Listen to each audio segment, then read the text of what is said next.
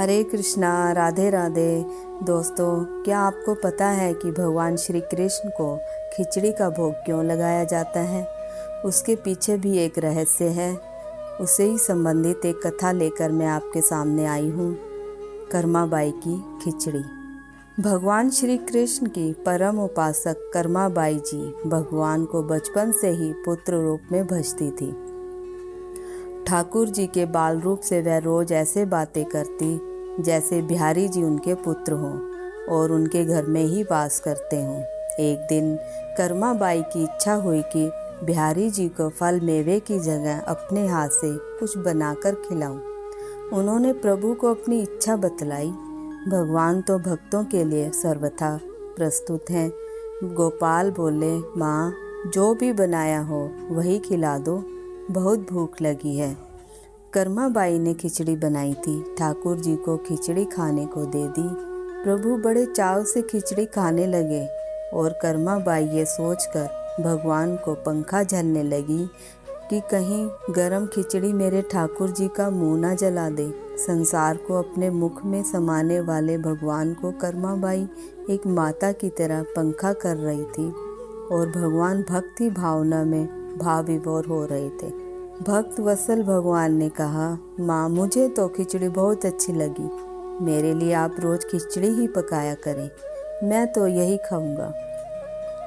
अब तो कर्माबाई जी रोज सुबह उठती और सबसे पहले खिचड़ी बनाती। बिहारी जी भी बहुत सुबह सवेरे दौड़े चले आते ही कहते, माँ, जल्दी से मेरे प्रिय खिचड़ी ले आओ।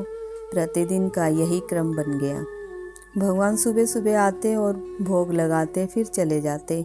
एक बार एक महात्मा कर्माबाई के पास आए। महात्मा ने उन्हें सुबह सुबह खिचड़ी बनाते हुए देखा तो नाराज होकर कहा, माता जी, आप यह क्या कर रही हो? सबसे पहले नहा धोकर पूजा पाठ करनी चाहिए, लेकिन आपको तो पेट की चिंता सताने लगी है। कर्माबाई बोली, क्या करूं महाराज जी, संसार जिस भगवान की पूजा अर्चना कर रहा होता है वही सुबह सुबह भूखे आ जाते हैं, उनके लिए ही तो खिचड़ी बनाती हूँ। महात्मा ने सोचा कि शायद कर्माबाई की बुद्धि फिर गई है। यह तो ऐसे बोल रही है जैसे भगवान इसकी बनाई खिचड़ी के ही भूखे बैठे हुए हैं। महात्मा कर्माबाई को समझाने लगे, माता जी, तुम भगवान को अशुद्ध कर रही हो। सुबह स्नान के बाद पहले रसोई की सफाई करो, फिर भगवान के लिए भोग बनाओ। अगले दिन कर्माबाई ने ऐसे ही किया। जैसे ही सुबह हुई भगवान आए और बोले, माँ, मैं आ गया हूँ, खिचड़ी ले आओ ना। कर्माबाई ने कहा, प्रभु, अभी मैं स्नान कर रही हूँ, थोड़ा रुको। थोड़ी देर बाद भगवान ने फिर आवाज़ लगाई, जल्दी करो ना माँ, मेरे मंदिर के पट खुल जाएंगे, मुझे जाना है। वह फिर बोली, अभी मैं सफाई कर रही हूँ प्रभु। भगवान सोचने लगी, आज माँ को क्या हो गया है? ऐसा तो पहले कभी नहीं हुआ। भगवान ने झटपट करके जल्दी जल्दी खिचड़ी खाई। आज खिचड़ी में भी रोज वाले भाव का स्वाद नहीं था। जल्दी जल्दी में भगवान बिना पानी पिए ही भाग गए। बाहर महात्मा को देखा तो समझ गए, अच्छा तो यह बात है, मेरी माँ को यह पट्टी इसी ने पढ़ाई होगी। ठाकुर जी के मंदिर के पुजारी ने जैसे ही पट खोले तो देखा भगवान के मुख पर खिचड़ी लगी हुई है। पुजारी बोले, प्रभु जी, ये खिचड़ी आपके मुंह पर कैसे लग गई? भगवान ने कहा, पुजारी जी, आप माँ कर्माबाई जी के घर जाओ और जो महात्मा उनके यहाँ ठहरे हुए हैं उनको समझाओ।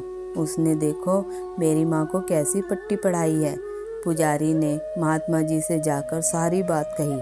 यह सुनकर महात्मा जी घबराए और तुरंत कर्माबाई के पास जाकर कहा, माता जी, माफ़ करो, ये नियम धर्म तो हम संतों के लिए हैं।